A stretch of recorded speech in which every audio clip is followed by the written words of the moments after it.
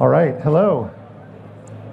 I'm Joey Pitt, and this is Casey Sullivan, and we are designers on the Fluent design team at Microsoft. And so what that means is that we design all the controls and patterns and capabilities that work on the Windows platform. So all the stuff that you could use when you're developing Windows experiences. And just to give you a little bit of context about our talk, I know that most of you are developers. Are there any designers in the? Awesome. So this is going to be one of the few design sessions, design talks at Build. But just for your reference, there's going to be quite a few other talks that will go into more detail about Fluent, and will give you more technical, go into more technical depth about what Fluent is. And so we're going to be spending the next 20 minutes talking about the tools that we use to design with at Microsoft, and some of the tools that we create for you guys to use at Microsoft that we'll be shipping pretty soon. So as Satya mentioned this morning, and as you're going to hear more about in some of those other talks later, Fluent is about creating really immersive and engaging experiences on Windows, and experiences that work naturally on each device, whether you're in the HoloLens or desktop or Xbox environment. And more than ever, we really want to create experiences that are intuitive and powerful so that you can create really productive experiences. But a question I get all the time is that's great, but what does that mean for me? How do I make Fluent apps? What does it mean to make a Fluent app? And so we know that the design system only works and makes sense if you have all the tools and resources that you need to build these experiences. And so we want to make sure that we give that to you. So real quick, if you guys go to developer.microsoft.com, whack design, all the stuff that we're going to be talking about today is there. And like I said, I know that most of you are developers, but if you're not also a designer, you probably work with designers to create the user experiences. And so sometimes it's useful to just jump right in and start coding, but many times for a variety of reasons, what you want to do is use a design tool like Adobe XD or Sketch or some other tool to try out a bunch of ideas first. And we know it can be frustrating for the design to development workflow if the designs that are created don't have any relationship to the framework that is being used to implement all the code. And so part of that whole tools, workflow stuff that I was talking about needs to include design toolkits as well. So Casey and I are going to spend 20 minutes talking about these tools and giving you an update on some of our toolkits that we have available to you again on these toolkits. And I'm going to pass it over to KC now, and she's going to do a little demo of how to build one of these apps. This is an end-to-end sample that we're going to be demoing in lots of different talks. We're not going to be showing you live working code here, but it is being demoed over in the UX section on the floor, and various other technical talks are going to go into the actual building of this app. Think of this app, this end-to-end sample, as a lighting control app for your smart home. So with that, I'm going to hand it over to KC. Hi, I'm Casey. So as you can see here, this is the app that we're going to be using to show the design process. It's basically a smart lights controlling app, and here I can change the color of the bulbs, and there's also a shop flow involved with it as well. Today we're going to be designing this screen, though, the My Lights screen.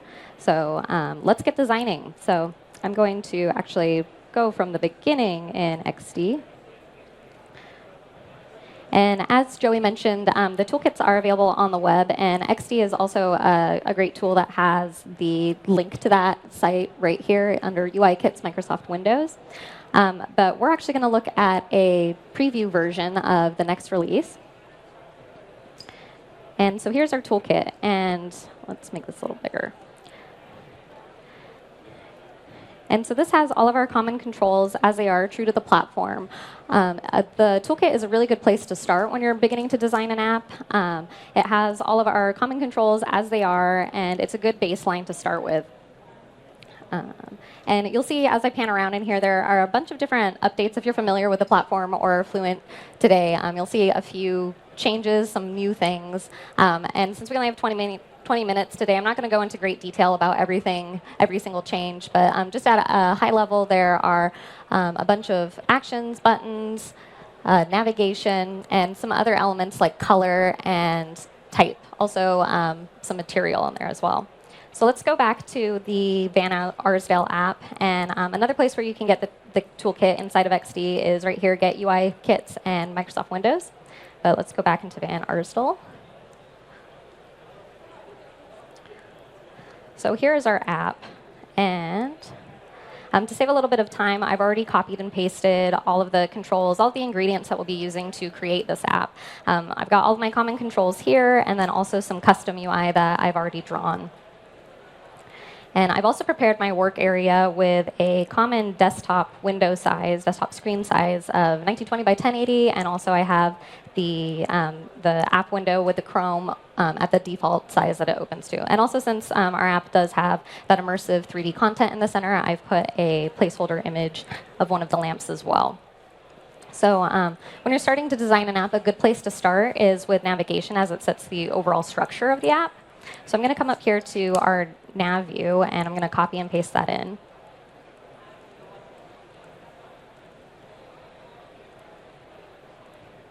And so the nav view is, this format of the nav view is new this release. Joey, did you want to talk about some of the new features here? So we work really hard to provide complete, robust tools with our toolkit, with our framework, so that you guys have everything you need right out of the box. But we know we can't design for every single case that you have, and so we work really hard to make sure that we balance that completeness and robustness of the control with component flexibility. So as you can see here, there are multiple sections to this control, including various custom areas, so that you can do lots of custom UI in your navigation. So if you have a simple app like this one, you can use it out of the box, and if you have a more complex app, you can add customization or use lightweight styling to style the app control as well.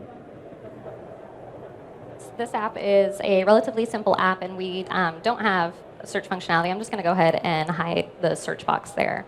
So now we've got our navigation laid in, and I'm going to go to the desktop preview mode, like we were in before, just for ease of presenting this. So this is another screen that I've already put together. You can see that I've updated our navigation with the correct page titles, and then also laid in our different panels, here being the list selector, or the lamp selector panel, and also the properties panel. And since there's this 3D immersive background, in this case, we want the UI to feel like it's floating above that 3D environment. And so there's a new depth system that we're introducing in the next release of Windows with real projected shadows. You're going to hear a lot more about that in some of the other talks. But in this case, we're using those projected shadows on this custom UI surface to give you that sense of depth. So these aren't just standard drop shadows. They're real light-directed shadows. And in this screen, I've already laid in a grid view for our lamp selector, and also a custom button up at the top to add another room to this view. And as you can see, there's like a lot of little lines here. Like there is an underline underneath the group header, and I already have a divider here, and there's a bunch of horizontal lines that are happening in this one view. And with lightweight styling, I can actually make this line transparent and kind of customize the way that is presented. So the controls are flexible enough to be able to suit your content. And if I just go into see, here's the screen with all of those items populated, and the underline isn't here. But also about the grid view, I'm actually going to switch back over to the design view. Bear with me for a moment.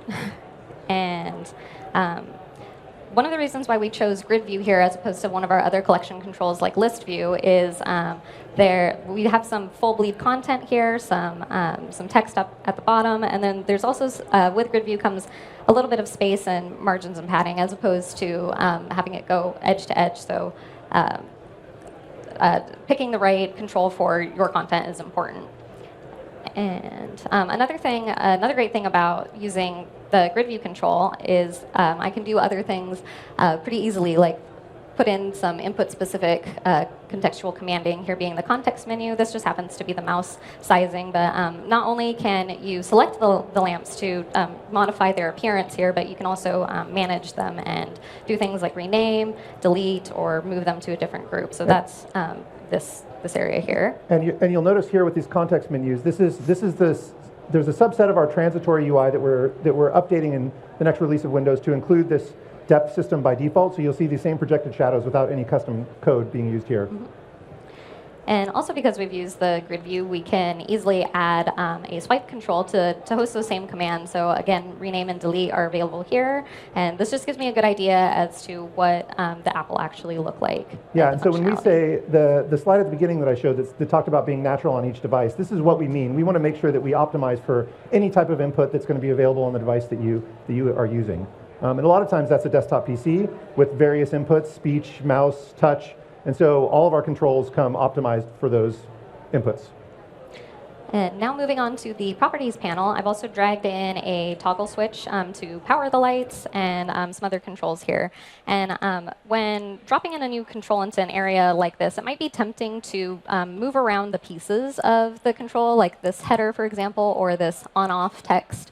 Even the toggle switch itself, you might want to, I don't know, like remove some of those items. However, having a header that tells you exactly what it is that you're going to be turning on and off, and also maintaining that on and off text retains the clarity of the control, so you really know what you're going to get when you actually interact with that button. And go ahead. I was going to interrupt. Hello, can you hear me?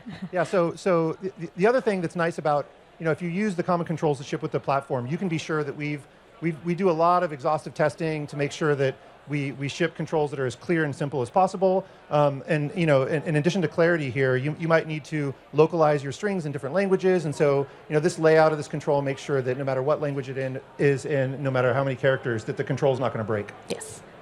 And also some other controls that I've just dropped in here straight from the toolkit are the slider and also these radio buttons. And also, let's see. We also have a flyout with the color picker. And again, here's another place where we're using the transient UI styles as well, so you can see some of that acrylic popping through there. Yeah, and I'll add too. So we talked about acrylic last year at Build, and since then we've gotten a lot of great feedback, and we've learned a lot about how to use this kind of new component, new capability. And so we're updating some of the guidance for acrylic usage this year. We found that it's really useful in places to kind of emphasize the temporary nature of UI. So transient surfaces like flyouts and menus are a great place to use acrylic. And so this is an example of the flyout control that uses that as well. Yes. And I'm going to hide that. And also, there are still moments inside of apps where you might want to do some custom UI, and it might be because there is functionality that is special for your app, or you just want to present the content in a really unique way. So we do have a few custom areas here also in this presets area, and also in this color picker and the swatch. And you don't have to, with this custom UI, even when you're designing custom UI, by using our toolkits, you don't have to start from scratch. So you could kind of take elements or capabilities from other things. So whether it's the icon set or the type size or the same projected shadows that are used in other controls. And so if you use those in your custom UI, you have a big head start in the design of your experience. And so let's go back into the preview. And here I've updated all of the content here. So we've got all of the text labels updated for this app. So awesome. We've got a relatively out-of-the-box styled app, using the controls. Yeah, and this is great. But a lot of you guys represent brands, and brands come with your own colors. And one thing that's been kind of difficult in the last couple of years with Windows app design is, Windows by default uses the user-defined accent color, which is great. It puts the user in control. But if you want to represent your brand in a really powerful way, you might want to override those user accent colors with your own brand colors. And there are hundreds of resources that you have to update in order to make that happen. And you have to manage the accessibility of all the color values, whether my text should be white or black. What about all the hover states? And so this, we spent the bulk of this time talking about Adobe XD, but we're also in the design department at Microsoft working on shipping some tools that you can use to make this process of color management a lot more easy. And so Casey is going to show you one of these new tools that we're going to release in a couple months. And this is a color demo tool where, and the goal of this is to, like I said, make the designer and developer workflow a lot easier. So a designer could come in and say, look, my colors are black and gold for this brand, or red, or whatever it is, and I want to see what that looks like cascaded through the app. So you have a bunch of controls kind of shown here in different states, and I can go in and change those colors and see the impact that has on all these controls and all these various states. And we do all the hard work to make sure that we know when to flip the text from black to white so that the UI is always legible. And then the best part of it is at the end, you can press the export button. And this is where the designer to developer workflow is really useful. So you have all of this XAML that you can just copy and paste into your project and update all the colors. So you don't have to go through one by one and then have to check the effect of that is. So yeah, it helps that handoff be a lot more seamless, and so nothing gets lost in translation when you're making any custom application of colors. So let's go back to our app, and using something like that, the color app, I'm able to update a bunch of pieces to my UI to the Van Arsdale brand. You can see I've added the purple up at the top and some gold in the selection states. Yeah, so that's it. And like I said at the beginning, here's some links for all the guidance and toolkit downloads and sample apps. This sample app, all the source code for it, as well as these XD files, will be available in the next couple of months on developer.microsoft.com. And all of our toolkits are available at this URL as well. And we're going to be updating all of those with the new Fluent updates for the next release of Windows pretty shortly. And then once again, there's lots of UX-oriented talks. Ours is only one of them. And here they are. Specifically, the Fluent design, evolving our design system, that's the other kind of very design-oriented talk. It'll give you kind of a 30,000-foot overview of all the updates for Fluent. Yeah, that's it. Yeah. So I think we have some time for questions if anybody has questions. Yeah.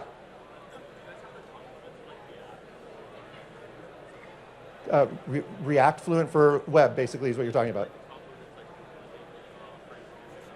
Yeah, so there's no Fluent web kind of solution right now. Although, as Satya mentioned this morning, XAML bridges and XAML islands are a big new thing. So what we're focused on in this next release of Windows is making sure that every Windows developer building client experiences can use all these new XAML elements. So whether you're building WinForms or WPF apps or other Win32 apps, you'll have access to this. For web right now, the Fabric toolkit is a great place to start for web design, and we're working really closely with them. But we don't have anything official right now to talk about. Yeah. Is there anything coming for Fluent and mixed reality and Hollow? Yeah. If you're interested in Fluent and HoloLens, I would recommend going over to the composition team booth, and there's a couple talks here about creating innovative experiences for Fluent design using the visual layer, and Fluent path to spatial computing easy as 1, 2, 3. So 1 to 2D to 3D. And so now, if you have a XAML flat app on the HoloLens, it renders as a flat, basically texture in HoloLens. So we're working with the holographic side of the platform team to try to introduce some depth. So some of these areas where we're showing projected shadows and depth in desktop experiences, we're starting the exploration of introducing that into those experiences as well. And one thing I'll also just plug is at the Fluent booth, we have a lot of swag. So as you guys are leaving here, this gentleman right here has some cards, and you could redeem for some stuff. Shirts and whatnot.